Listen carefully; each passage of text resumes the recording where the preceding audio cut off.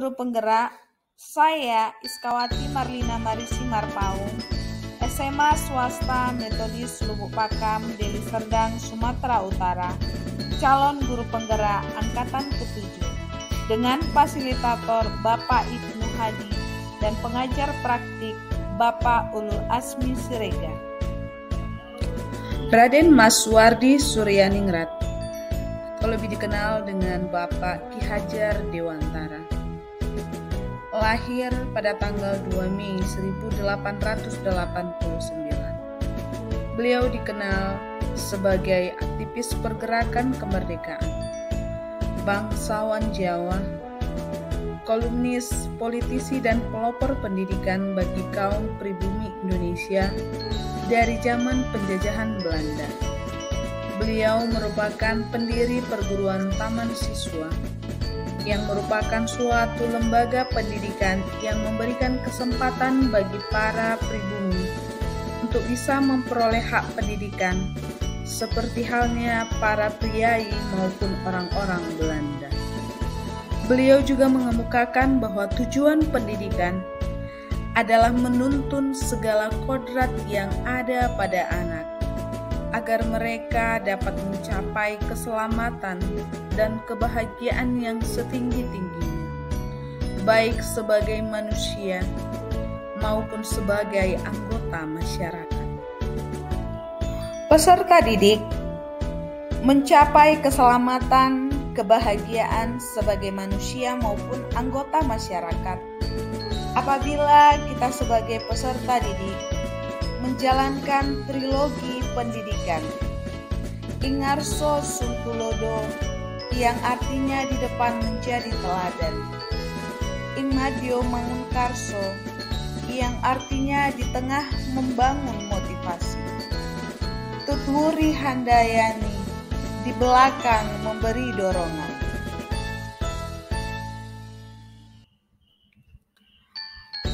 Dasar pemikiran Ki Hajar Dewantara. 1. Menuntun. Dalam proses menuntun, anak diberi kebebasan, namun kita sebagai pendidik, atau lebih dikenal sebagai AMO, memberi tuntunan, artinya memfasilitasi, membantu anak, ataupun memberikan arahan agar anak tidak kehilangan arah dan membahayakan dirinya. 2. Bermain. Bermain adalah salah satu kodrat anak. Pikiran, perasaan, kemauan maupun tenaga sudah ada pada diri anak. Oleh sebab itu, permainan anak dapat dijadikan sebagai bagian pembelajaran di sekolah. 3. Berhamba pada anak.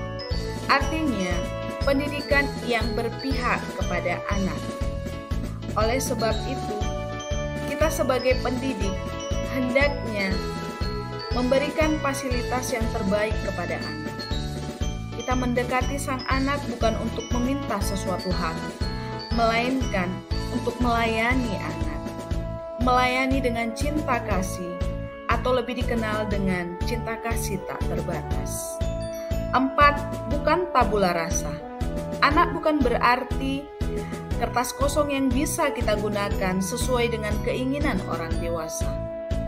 Anak lahir dengan kekuatan kodrat yang masih samar-samar. Sehingga dalam pendidikan, tujuan kita adalah menuntun ataupun memfasilitasi anak untuk menebalkan garis samar-samar agar dapat memperbaiki lakunya untuk menjadi manusia seutuhnya. 5. Budi pekerti. Budi pekerti, watak maupun karakter adalah perpaduan harmonis antara gerak pikiran, perasaan, dan kehendak atau kemauan, sehingga menimbulkan tenaga atau semangat. Jika kita padukan cipta rasa, karsa, karya, ataupun pekerti ini, maka akan tercipta keseimbangan ataupun keselarasan hidup. Pengalaman baru yang saya peroleh sebagai wujud kontekstual pemahaman saya terhadap pemikiran Ki Hajar Dewantara adalah sebagai berikut. Yang pertama adalah menyanyikan lagu nasional dan lagu daerah. Kegiatan ini merupakan salah satu pemikiran Ki Hajar Dewantara terhadap sosiokultural, di mana dengan menyanyikan lagu nasional dan lagu daerah, ini merupakan upaya penanaman karakter peserta didik, memupuk kembali jiwa nasionalisme, mencintai produk lokal dan menghargai bangsa sendiri.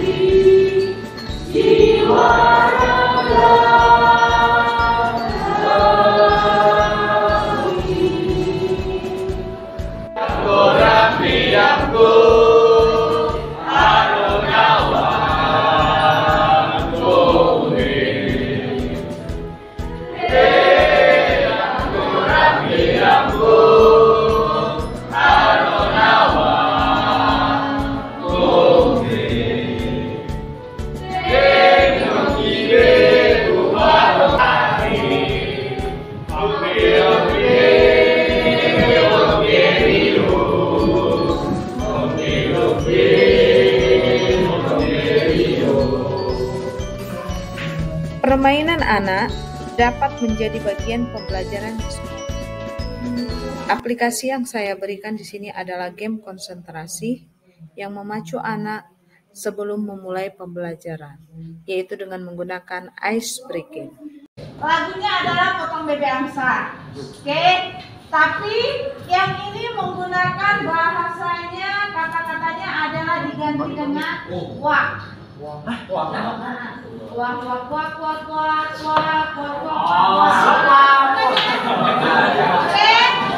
Ya, lanjut. Yang ini kue. Oke?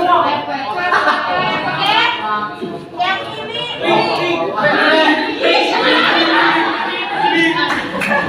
oke? Yang mana? Walk.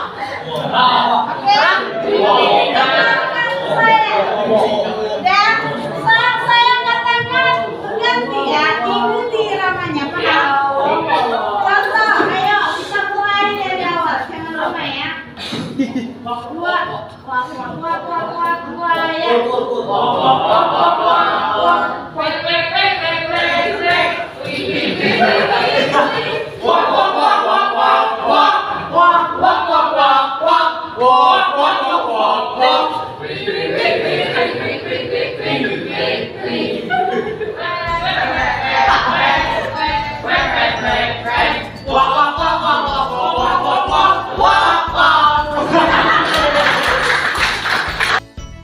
Yang ketiga adalah kesepakatan kelas. Kesepakatan kelas ini berisi tentang beberapa aturan yang telah disepakati bersama antara saya sebagai pendidik dengan peserta didik yaitu siswa sebelum memulai proses pembelajaran. Kesepakatan kelas ini berfungsi sebagai media komunikasi untuk mengembalikan peran murid sebagai subjek pendidikan. Selain itu, kesepakatan kelas juga berfungsi sebagai salah satu cara saya sebagai pendidik dalam melatih tanggung jawab, yaitu khususnya tanggung jawab peserta didik terhadap kesepakatan yang telah dibuat. Pembelajaran itu merupakan kondisi di mana peserta didik tidak dapat belajar dengan baik disebabkan karena adanya gangguan baik berasal dari faktor internal siswa, yaitu dibatasi oleh faktor intelijensi maupun faktor eksternal siswa. Dalam hal ini, kesulitan belajar siswa saya yaitu menyangkut dalam mencari solusi atas permasalahan yang saya berikan. Hal yang saya lakukan untuk mengatasi kesulitan yang dialami oleh peserta didik saya adalah yaitu membantu peserta didik saya di dalam menemukan solusi yang tepat. Dalam hal ini bukan memberikan jawaban, tetapi mengarahkan kepada bagaimana cara untuk menemukan solusi dari permasalahan yang saya berikan. Dan alhasil, peserta didik saya memahaminya, dan itu merupakan poin plus bagi saya untuk memberikan semangat bagi peserta didik saya ini untuk lebih bergiat di dalam belajar. Adapun yang saya lakukan, selain membantu, saya juga memfasilitasi peserta didik saya di dalam pemberian materi yang sejalan dengan solusi dari permasalahan.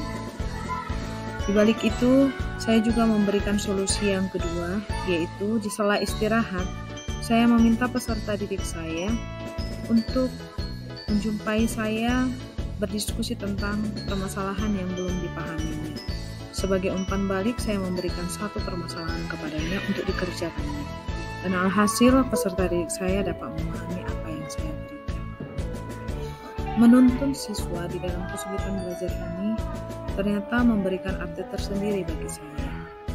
Yang semulanya saya hanya menuntut supaya nilai anak saya ini mendapatkan nilai yang terbaik, tetapi nyatanya itu bukanlah hal yang baik. Menuntun adalah salah satu jalan untuk memberikan kepada anak didik saya suatu pemahaman yang luar biasa. Nah, sebagai solusi yang lain, saya menempatkan posisi anak saya ini kepada peserta didik lainnya yang memiliki kemampuan pendidikan di dalam matematika adalah rata-rata ataupun di atasnya. Semua peserta didik saya lakukan berbaur dengan upaya untuk meningkatkan kemampuan belajar kita. Yang kelima adalah pembelajaran berpusat pada peserta didik. Untuk menjadikan pembelajaran berpusat pada peserta didik, sebelumnya saya meyakinkan peserta didik bahwa mereka mampu bersosialisasi, mampu mengeluarkan ide dan pemikiran serta kreativitas mereka dalam menyelesaikan pembelajaran yang akan saya berikan kepada mereka. Hal yang membantu di dalam proses pembelajaran yang berpusat pada peserta didik, yaitu saya akan memberikan ataupun memfasilitasi peserta didik dalam hal menyelesaikan permasalahan yang saya berikan. Dan dari sini, dapat saya ambil satu kesimpulan bahwa kelebihan kepada yang namanya pembelajaran berpusat pada peserta didik, di mana siswa dapat merasakan bahwa belajar itu adalah miliknya, karena di sini mereka akan mendapatkan banyak kesempatan untuk terlibat, sehingga siswa semakin termotivasi untuk ikut aktif di dalam pembelajaran. Pembelajaran yang berpusat pada peserta didik ini mendorong siswa akan terlibat secara aktif dalam membangun pengetahuannya, sikap dan perilakunya.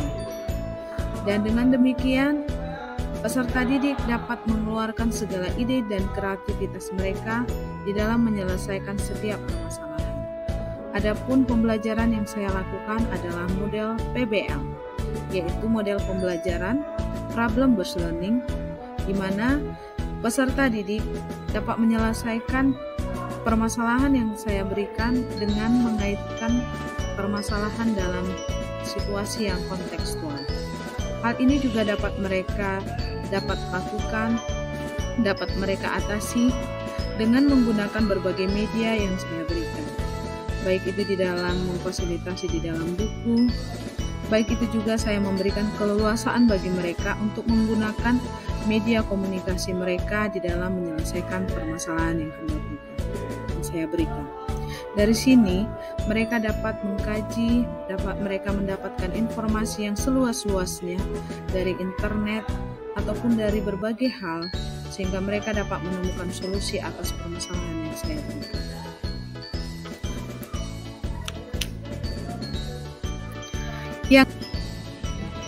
Wujud kontekstual yang sudah dilakukan di sekolah, yaitu kegiatan pembiasaan. Kegiatan pembiasaan yang dilakukan adalah dalam penanaman nilai-nilai karakter dan budi pekerti yang baik kepada peserta didik. Kegiatan pembiasaan karakter yang diharapkan agar anak-anak mendapatkan keteladanan, tuntutan pengajaran, serta pengalaman yang nyata dalam kehidupan mereka masing-masing. Salah satu bentuk wujud kontekstualnya yaitu 5S, senyum, sapa, salam, sopan, dan santun. Yang kedua adalah kegiatan keagamaan di mana peserta didik melakukan yang namanya kebaktian di ruangan aula. Kemudian Kemudian selanjutnya adalah dalam hal bergotong royong. Peserta didik diarahkan untuk bergotong royong, saling bekerja sama di dalam membersihkan rumah ibadah ataupun pekarangan sekolah. Kegiatan ekstrakurikuler merupakan bagian dari wujud kontekstual yang sudah sekolah kami lakukan. Bimbingan dan kegiatan ekstrakurikuler ini adalah menuntun peserta didik yang memiliki minat, bakat, dan potensi yang dimiliki mereka masing-masing. Kami sebagai pendidik adalah menuntun untuk mengembangkan setiap minat dan bakat yang dimiliki oleh peserta. Tantangan penerapan pemikiran Ki Hajar Dewantara yang saya alami di sekolah saya adalah tuntutan orang tua serta pemahaman dari orang tua yang menekankan peserta didik hanya pada aspek kognitif saja, tanpa memperhatikan bakat, minat, dan potensi yang berbeda-beda yang ada pada peserta didik. Solusi penerapan pemikiran Ki Hajar Dewantara: adanya sosialisasi ataupun pertemuan dengan orang tua serta pemahaman dari orang tua dan guru terkait tujuan kegiatan pendidikan, ekstrakurikuler, dan bimbingan lainnya. Terima kasih. Salam guru penggerak. Bergerak, tergerak, dan menggerakkan.